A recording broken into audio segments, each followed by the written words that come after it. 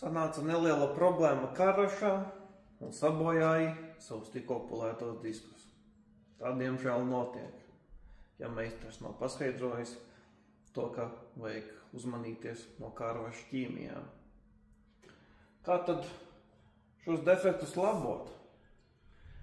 Ir Zefer Pro 40 pulēšanas pasta, disku kopšanas pasta, priekš pulētiem diskiem, un šos defektus līdz ar to izpulēsi, radot arī papildus aizsargkārtiņu hidrofobisko efektu, kas atgrūdīs ūdeni.